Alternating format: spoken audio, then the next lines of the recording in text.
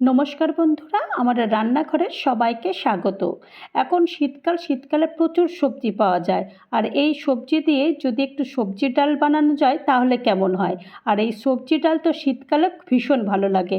আমি জানি তোমরা সবাই বানাতে পারো, কিন্তু আমি কিভাবে বানিয়েছি সেটা তোমাদের সঙ্গে আজকে শেয়ার করেছি। আশা করি তোমাদের ভালো লাগবে। তো চলো দেরি করবো না, কীভাবে বানিয়েছি সেটা দেখে নিই। প্রথমেই আমি এখানে হাফ কাপ মতো মুগ ডাল নিয়ে নিয়েছি। এই রেসিপিটা রান্না করব শুধুমাত্র মুগ ডাল দিয়ে, তবে অন্যান্য ডাল দিয়েও করা যায়। আমি আজকে মুগ ডাল রান্না দিয়ে করব, আর এটা কিন্তু সম্পূর্ণ নিরামিষ রান্না। তো মুগ ডালটা এরকম আমি নিয়ে তারপর এখানে গ্যাসে কড়াই বসিয়ে দিয়েছি। বসিয়ে দেওয়ার পর তারপরে মুগ ডালটা দিয়ে দেওয়ার পরে তারপরে এটা হালকা হালকা করে একটুখানি ভেজে নেব। তবে একদম কিন্তু বেশি ভাজবো না, বেশি ভাজলে একটুখানি পুড়ে যেতে পারে। তো সেই কারণে এটা কিন্তু হালকা হালকা ভাজবো। হালকা ভাজা হয়ে গেছে, বেশ একটা সুগন্ধি একটা এসছে, তখন আমি জলটা দিয়ে দিয়েছি। জলটা দিয়ে ঢাকনাটা বন্ধ করে দেবো যতক্ষণ পর্যন্ত না ডালটা সেদ্ধ হয়। ঢাকনা খুলে দেখে নিলাম ডালটা সেদ্ধ হয়ে গেছে, সাইডে রেখে দিয়েছি। ওই কড়াইটাইতে একটু পরিষ্কার করে আমি এখানে 2 চামচ মতো তেল দিয়ে দিয়েছি। আর রান্নাটা কিন্তু আমি এখানে সাদা তেলেই করছি। আর হাফ চামচ মতো পাঁচফোড়ন দিয়েছি, একটা শুকনো লঙ্কা ভেঙে দিয়ে দিয়েছি।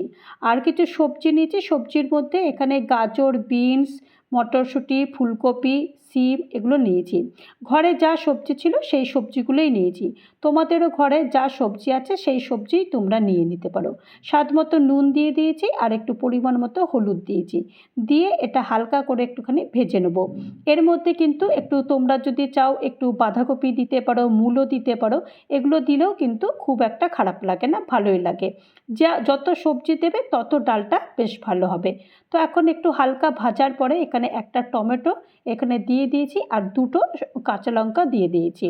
এখানে ঝালটা তোমরা যদি আরও একটু ঝাল খেতে চাও তাহলে আরও 2-3টে এক্সট্রা কাঁচা লঙ্কা দিয়ে দিতে পারো। তো এটা দিয়ে দেওয়ার পরে ভালো করে একটুখানি নেড়েচেড়ে দিচ্ছি। নেড়েচেড়ে দেওয়ার পরে তারপরে এখানে হাফ চামচ মতো এখানে আদা বাটা দিয়ে দিয়েছি। আদা বাটা দিয়েও আরেকবার ভালো করে এটাকে মিশিয়ে দিচ্ছি।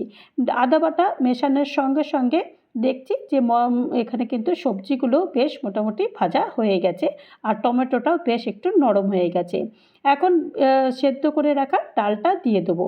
তবে এই ডালটা কিন্তু খুব ঘন খায়, আর এটা কিন্তু পাতলা ডাল খায় না। যদিও ভাতের সঙ্গে খায়, কিন্তু তবুও কিন্তু এই ডালটা ঘন হলেই বেশি ভালো হয়। তো সেই কারণে আমি কিন্তু এর মধ্যে আর জল দেবো না। এখানে স্বাদ মতো নুন দিয়ে দিয়েছি, আর যেহেতু একটু নিরামিষ ডাল, সামান্য একটু চিনি দিলে খুব একটা খারাপ লাগে না, ভালোই লাগে খেতে। আর এখন ওপর থেকে একটু ধনেপাতার কুচি ছড়িয়ে দেবো। ছড়িয়ে দিয়ে একটু হালকা এটাকে ফুটিয়ে নেব। ফুটিয়ে নিয়ে ব্যাস এটাকে সার্ভ করে দিচ্ছি। আর এটা কিন্তু ভাতের সঙ্গে, গরম গরম ভাতের সঙ্গে ভীষণ ভালো লাগে। আর এখন শীতকালে এই ডালটা খেতে দুর্দান্ত লাগে। তবে এটা কিন্তু রুটির সঙ্গেও খেতেও খুবই ভালো লাগে। তো তৈরি হয়ে গেল আমার সবজি ডাল। এই সবজি ডালের রেসিপি যদি তোমাদের কারোর ভালো লাগে তাহলে অবশ্যই একটা লাইক করো, পারলে কমেন্ট করো, পারলে আমার চ্যানেলটা সাবস্ক্রাইব করে আমার পাশে থেকো। আর যারা নতুন বন্ধু হয়ে আমার চ্যানেলে ভিজিট করেছো তাদেরকে অজস্র ধন্যবাদ। ভালো থেকো। নমস্কার।